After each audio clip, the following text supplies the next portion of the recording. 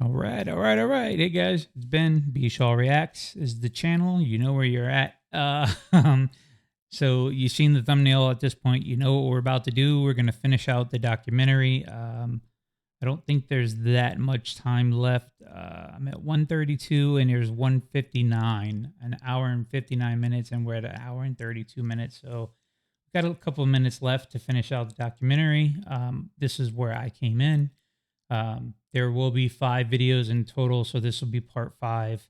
Um, so the other one should be posted by the time you're watching this. I'm just putting that out there. So I am posting this on YouTube and Patreon because this is obviously on YouTube, so they're allowing me to share it, which is unfreaking believable. Usually, stuff like this, videos are harder to share.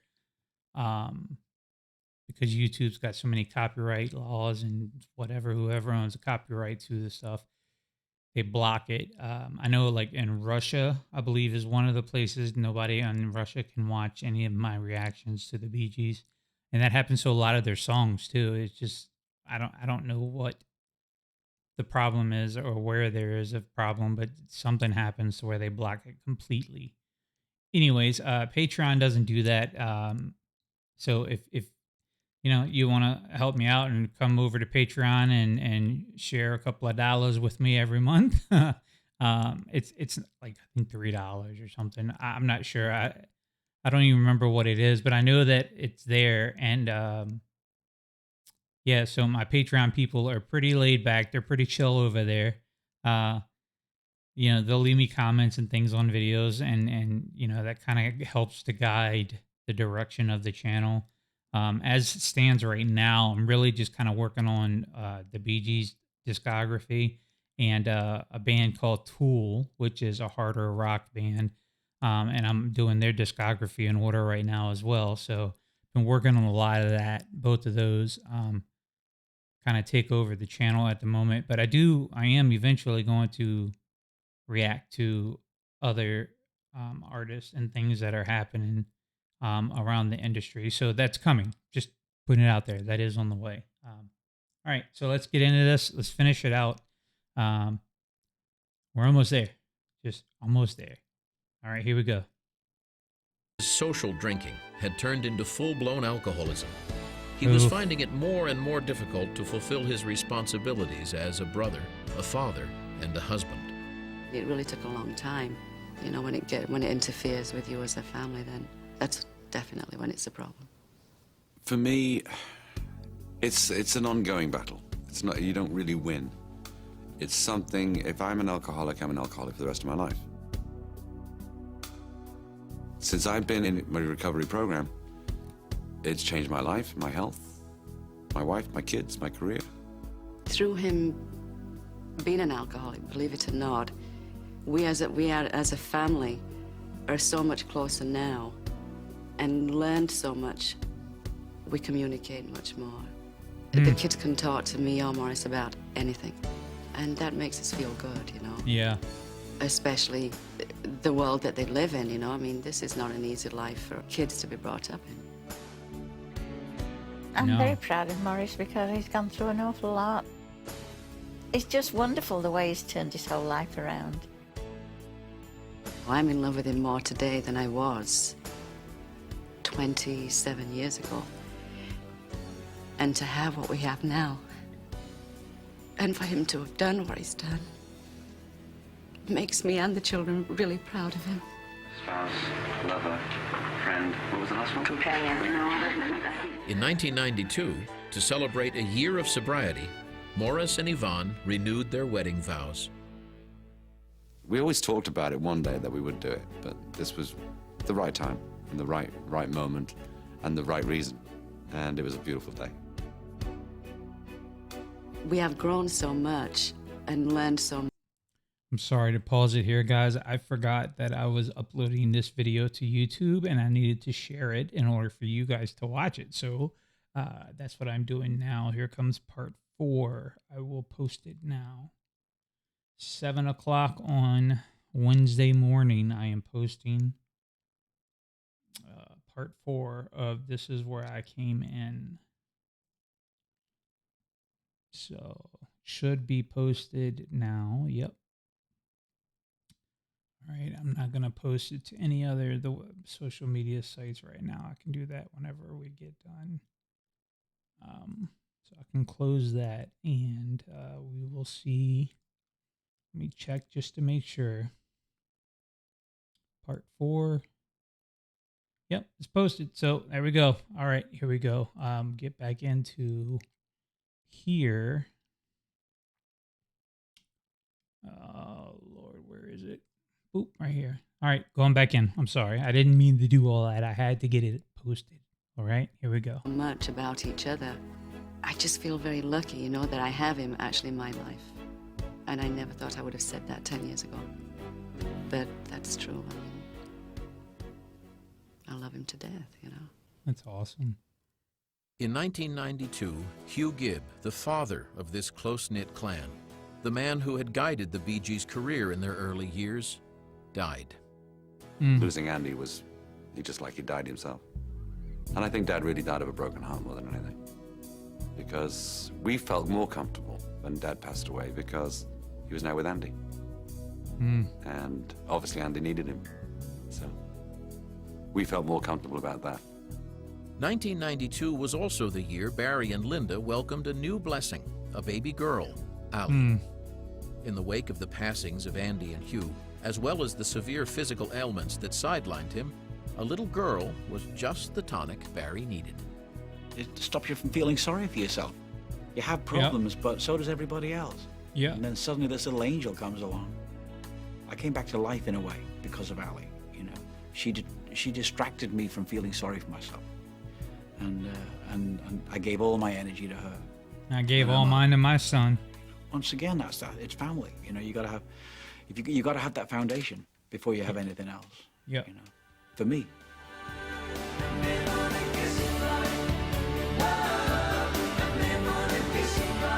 In 1993, the Bee Gees made their 22nd studio album, Size Isn't Everything.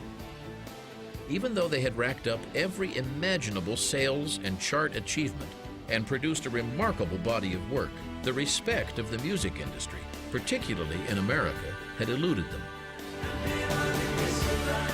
That was about to change.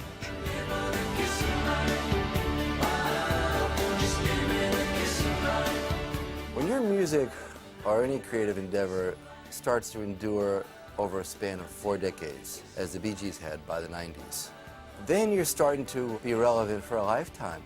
And that's a very, very difficult thing to do. I think the only way you can do it is to be truly singular and original. I stumble in the night, never really knew what it would have been like. You were no longer there to break my fall. All the tears and the turbulent years when I would not wait for no one. Didn't stop, take a look at myself, see me losing you. Size Isn't Everything was one of their strongest post-Fever albums, featuring UK top 40 hits, Paying the Price of Love, and the epic ballad, For Whom the Bell Tolls.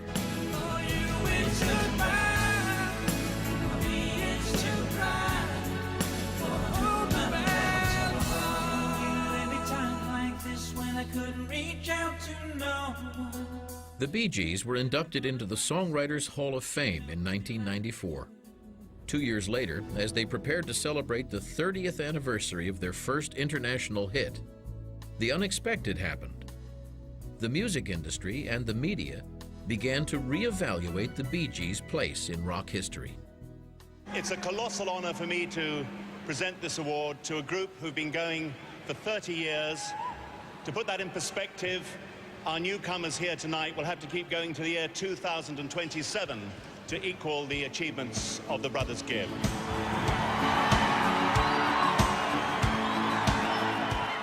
Having the word British stamped on it is, we always wanted to be recognized by the country we were born in. And to have that is wonderful.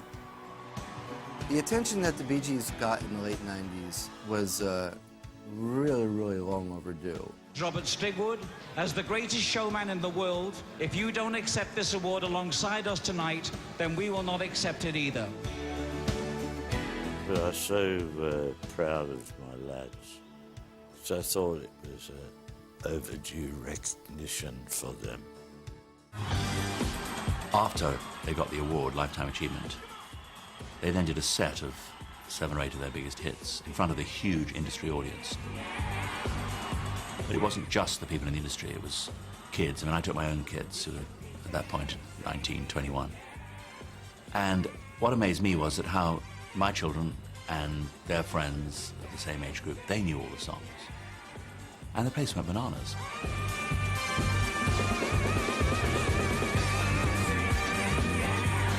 Because the youngsters had no preconceived thoughts about the Bee Gees other than their great songs. They've come back so often, they haven't been away, but if it could be said that they had a critical comeback, it was that night, I think, that kicked it into motion. And the industry had finally realized that they were world beaters up there with the best. Please stand and welcome Barry, Robin, Maurice, Gibb, the Bee Gees.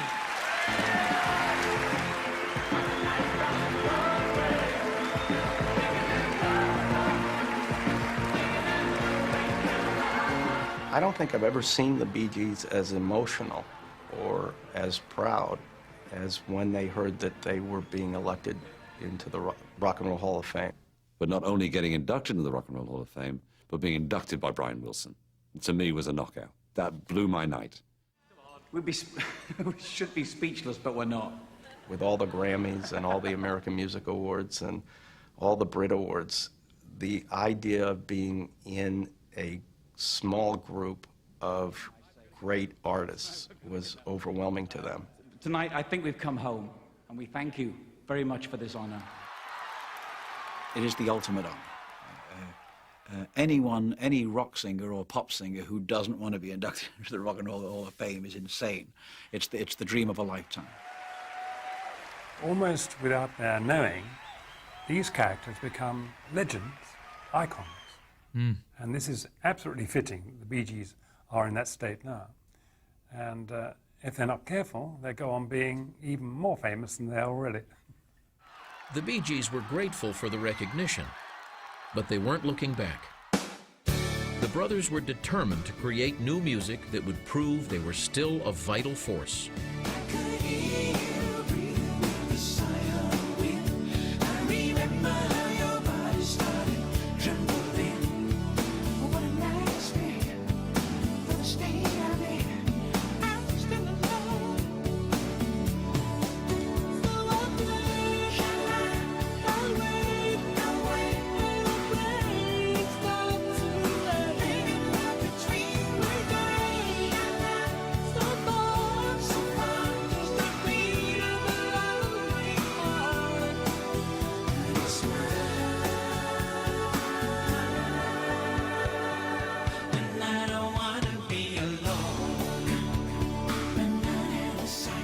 Unfortunately, Barry's ongoing physical problems meant the Bee Gees couldn't tour as planned. His back surgery triggered an arthritic condition, and for Barry, who had been an avid tennis player in the 70s and 80s, there were days where he could barely strum a guitar. And then, to make matters worse, he had a heart scare. I went through, I must have gone through 50 different tests and about 4 different doctors. It was really, it was a depressing situation. And they said, yeah, your heart is contracting one way, but when it's coming, it's not really doing it the right way. However, it's common, and it's not life-threatening. But that's the reason why you're having the dizzy spells, and that's the reason why you're tired, So I got past that, but there was no way I was going to go on the road. No way. Even with the Bee Gees on the sidelines, their music remained in the forefront. Contemporary artists rediscovered the Bee Gees as songwriters. So this is who I am, and this is all I know, and I wish just to live for all that I can give, the spark that makes the power grow. It all stems from Robert Stigwood asking us for one more song for the show Saturday Night Fever. And at the same time, Tommy Mottola called up and asked if we had a song for Celine. And we said, well, we just happen to have this song that we've done for Fever, the musical, and we'll send that to her and see if she likes it. And the next thing I know, she calls me up and she says, I love this song, I'm going to do it. We were thrilled.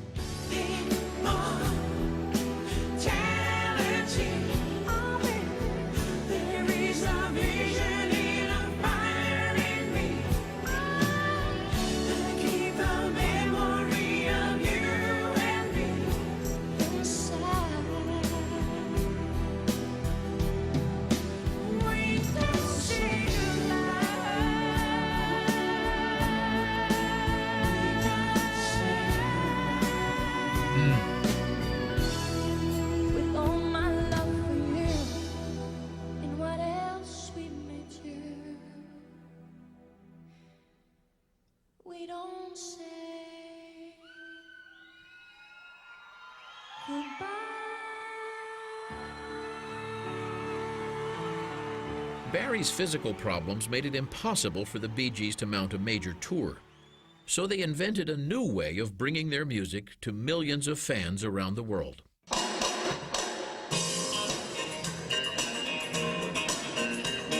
The idea was to try to create an event that allowed the Bee Gees to perform in a way that everyone who wanted to see them could. And we came up with a concept called One Night Only.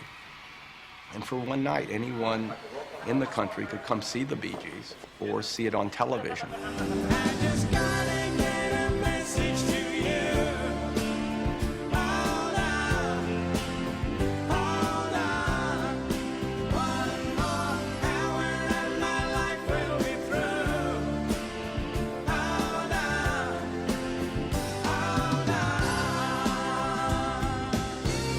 Right now, we feel more comfortable doing just special event shows, almost like the Three Tenors do, you know.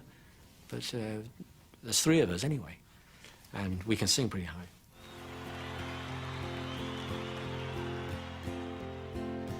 Nobody gets too much heaven no more. It's much harder to come back. I'm waiting in line.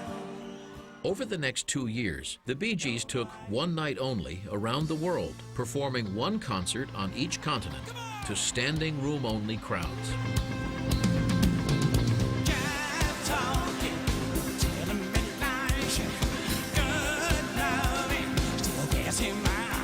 It became a pay-per-view event, a television special, and a CD that sold over 5 million copies.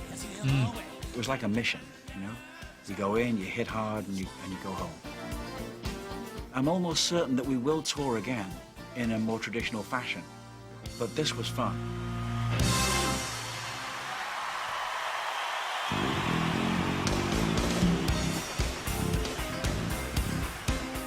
When we were in England, we were doing Wembley Stadium. We'd see all these thousands of people coming into the stadium. You know, now it was like 70,000 people. And it was just for us. It was, wow. And we actually came off stage and Barry said, I think we got away with it again. They have no idea we've got no talent at all. We've got away with it again. We hope you like this one, and we think you'll remember it. Are we ready? That's the one you're going to use? Yeah, all right. The Bee Gees made a triumphant return to Australia in 1999 with One Night Only. Where is the sun that shone on my head? The sun in my life, it is dead, it is dead. Going back to Sydney for the Olympic Stadium, it was kind of weird feeling in a way, because compared to when we first left Australia, where we lived in Sydney, of course, that place wasn't even built, but it was a kind of novel experience to be there, and to remember struggling when we were there the last time. And then suddenly, you know, you're in front of 64,000 people. The spicks and the specks of my life gone away, everybody. Spicks and specks, spicks and specks.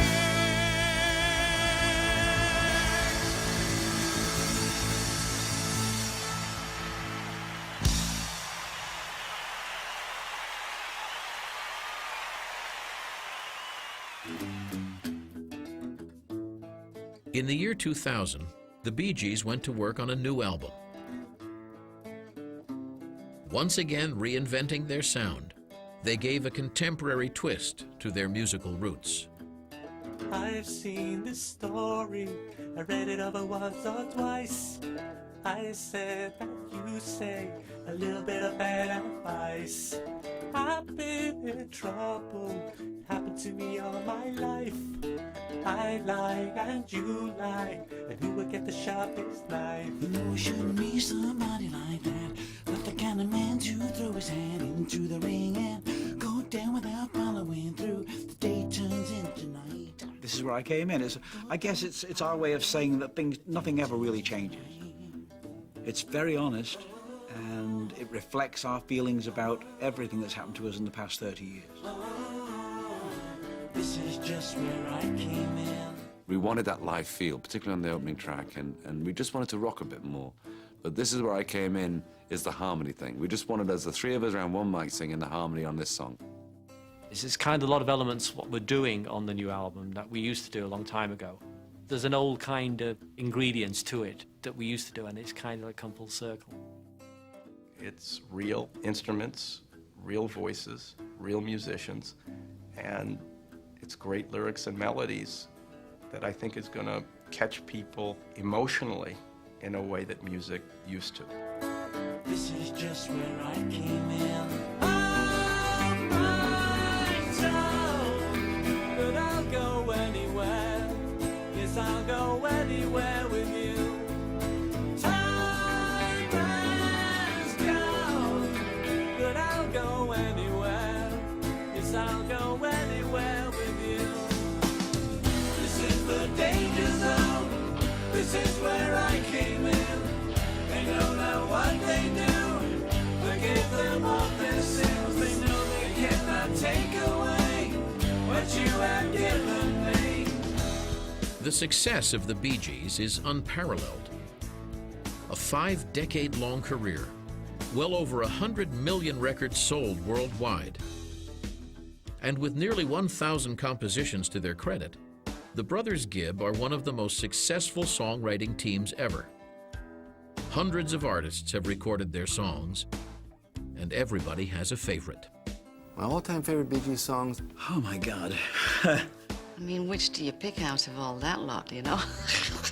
Absolutely impossible question. I would say New York Mining Disaster. Nights on Broadway is a great song. I started a joke. Do you win again? Tragedy.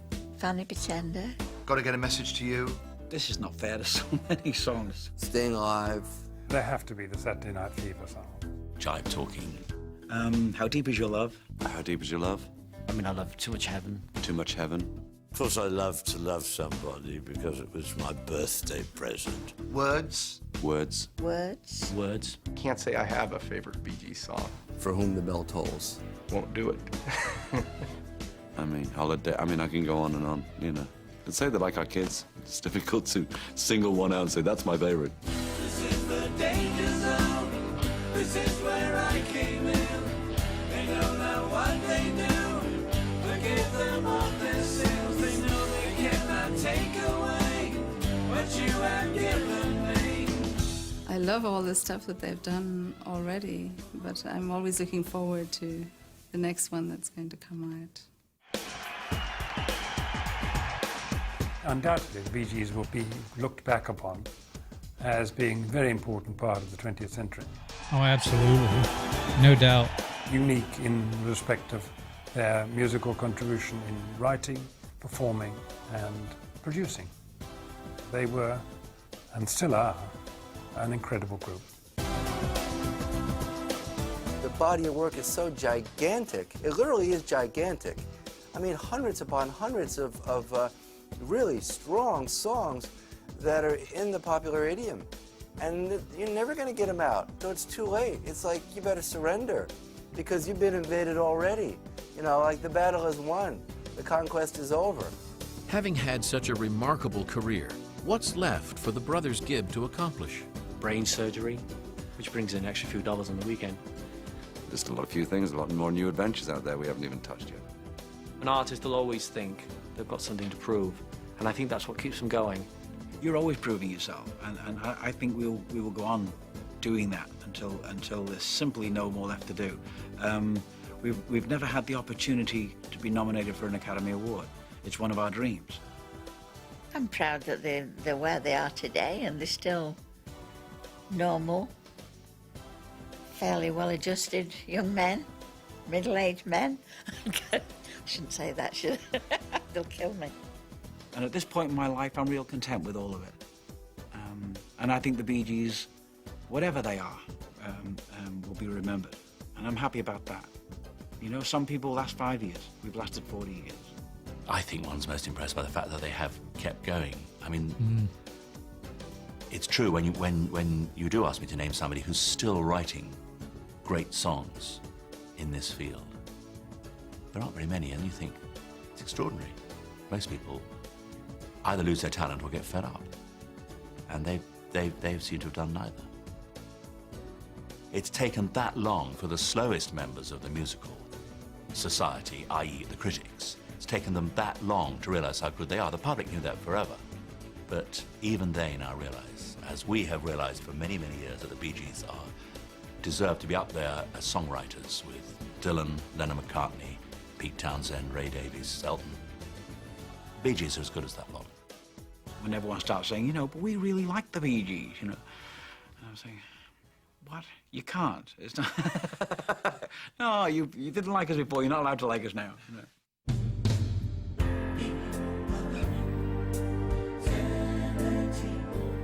I think the downs through our career have given us the strength and anger, and you know what I mean, to overcome what people say that aren't good, to confound the critics, you know. So my mission is to confound the critics. To me, we're the Still Three Kids from Manchester who wanted to be famous and just wanted to make music. We didn't know how much you earned. We didn't know what it cost to buy a guitar or an amplifier or a microphone even, or even have a roadie. We never thought of that stuff. To us, it was a magical world that we wanted to be a part of. You know, so it was just something that I'm still that kid.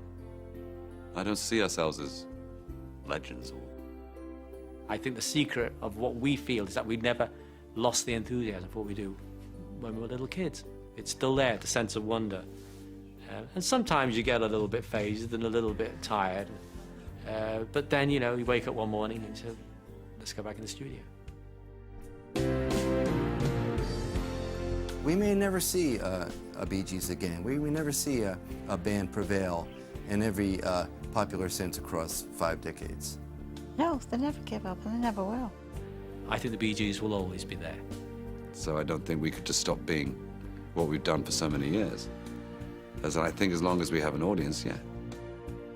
I can see them in wheelchairs, still recording and writing.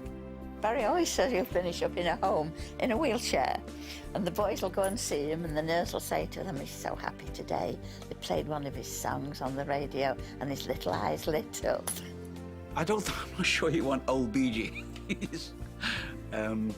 But I hope and pray that the music lasts, you know, because to me that's immortality. That's immortality.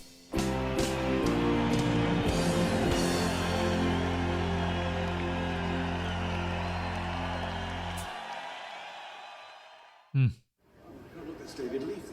No, that's David Leith.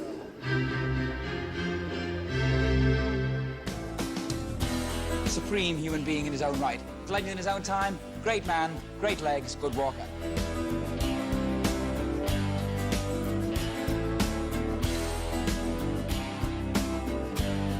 Rubbish. Some strange people around here.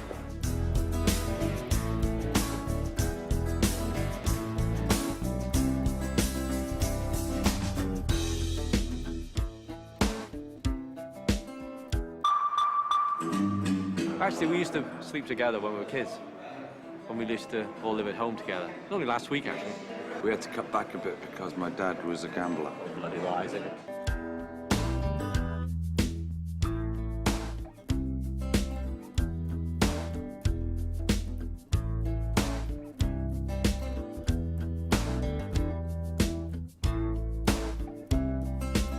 Something's going on. And yes, here it is. This is our mother. How are you, mother? Not bad, son. I've heard 3 or 4 tracks of the album, which is fantastic. There you go, mate. This way. Thank you very much. Looking for a hole. I found an escape hatch. Get away. Quick, get away. Quick, this way.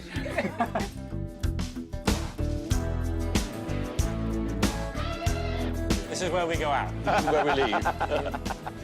Thanks, guys. All right.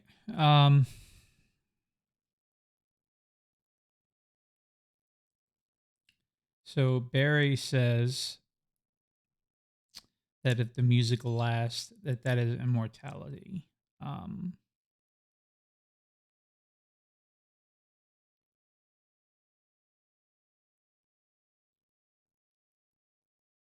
These people are ridiculous. Somebody posted on here 8 hours ago. It says passed away today, 1946 to 2026, Barry Gibb. I'm gonna go out on a limb and think and hope that is fake. I don't know. Anyways, I'm not even gonna entertain that right now. I don't want to find that out right now. So, anyways, I think immortality and their music will last. I don't see their music ever really fading out of the limelight. They just done entirely too much. They've written too much. They've been a part of too much, produced too much. They've done it all, and it's so freaking impressive the run that they've had. I don't foresee any other musicians. I mean, being as large as the Bee Gees. I mean, one could argue that the Beatles' popularity was there. The longevity of career is not. There's nowhere near the amount of Beatles stuff out there for anyone to say that they've outdone the Bee Gees or anything like that. I don't think that that's true. In any sense of the word, outdone them, quote unquote outdone. I don't know that the Bee Gees was competing with the Beatles or even trying to. I think the Bee Gees, honestly, they just were a group of brothers who wanted to continue to do what they did. And that's what they've said in that documentary over and over again. If you notice, every time they asked their brothers, they felt like they were just people who got to do some incredible and amazing things. Yeah, so obviously we know now that shortly after that album came out that they would lose Maurice and or Morris. I'm sorry, I said Maurice. I don't know why I said that. So I think that we know that we lose him, and then years later we would lose Robin.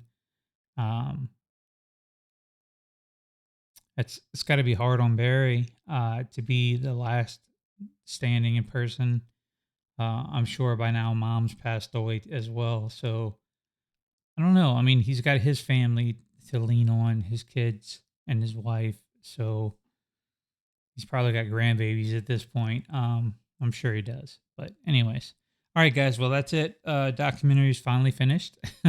Yeah, that took me a little longer than I expected. Kim, my wife, has been having some medical procedures done and been spending a lot of time helping her and watching over her. So I don't know. We'll see. But yeah, that's it. Now I got to figure out what album we're going to react to next and start getting some reactions out for that. So I will do that shortly. There's a lot of comments about what we're going to do next. On the last album, I had some comments where people were asking for. So we're going to see. All right. Well, as usual, hope you guys are doing well. And I hope you enjoyed the documentary. I know I did. So I hope it was as good for you as it was for me. Anyways, don't forget, hit the like button, please. Subscribe if you have not already. I would greatly appreciate that. And yeah, hopefully this gets out there so everybody can watch it as well. All right, we will see you guys on the next one. Take care.